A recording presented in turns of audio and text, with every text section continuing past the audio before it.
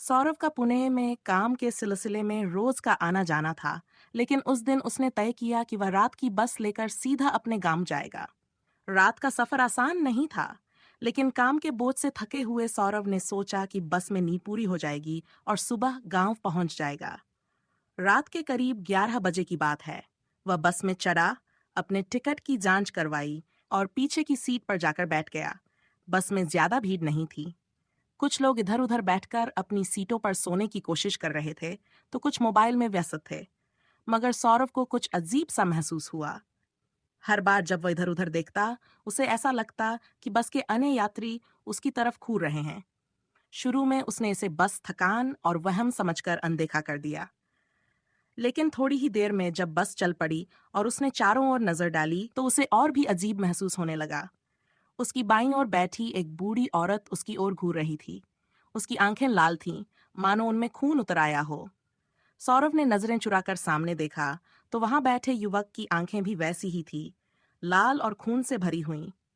क्या बात है भैया, सब ठीक तो है? सौरभ ने हिम्मत करके युवक से पूछा। उस युवक ने मुस्कुराने की कोशिश की, लेकिन उसकी मुस्कान में एक ठंडापन था। ऐसा ठंडापन जो किसी की रीढ़ में छुरछुरी पैदा कर दे। उसने धीरे से कहा, सब ठीक है भाई, अभी तो बस सफर शुरू हुआ है। सौरभ को अजीब लगा, लेकिन वह चुप रहा। उसने सोचा कि शायद वह ज्यादा सोच रहा है। उसने खिड़की से बाहर देखने का निश्चय किया और मन को शांत करने की कोशिश की। बाहर घना अंधेरा था, बस की हेडलाइट्स के अलावा और कुछ भी साफ नहीं दिख रहा था। थोड़ी ही देर बाद सौरभ ने महसूस किया कि एक अजीब सी ठंडी हवा उसे छू रही है।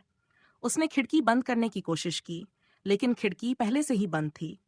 तभी उसे अपने कंधे पर किसी का हाथ महसूस हुआ। उसने तुरंत पीछे मुड़कर देखा, तो बस के अंदर बैठे सारे लोग उसे घूर रहे थे। उन सब की आंखें खून जैसी लाल थी और चेहरे पर एक अजीब डरावना सा भाव था। अब सौरव की धड़कनें तेज हो गई। वह समझ नहीं पा रहा था कि यह सपना है या हकीकत। कहाँ जा रहे हो? अचानक पीछे से एक गहरी भयानक आवाज आई।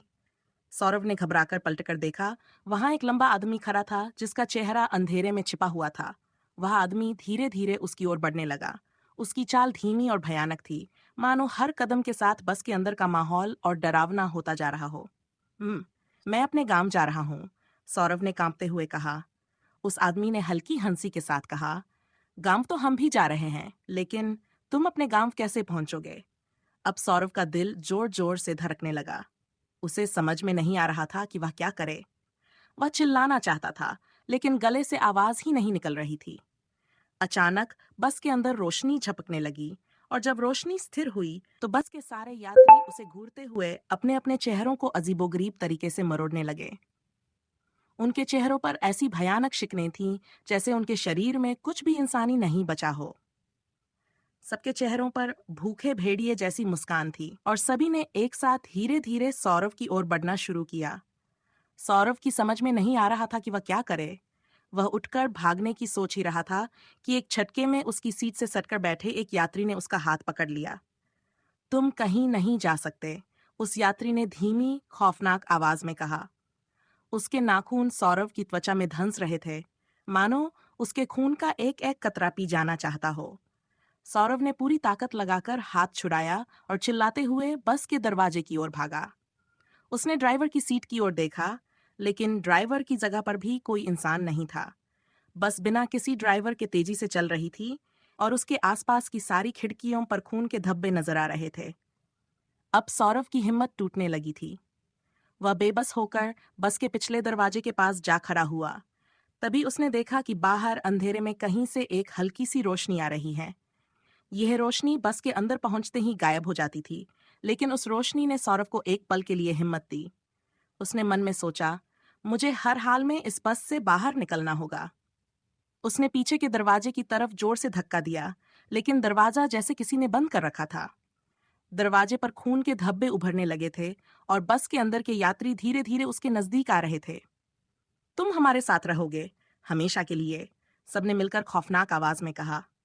अचानक एक तेज झटका लगा और बस रुक गई।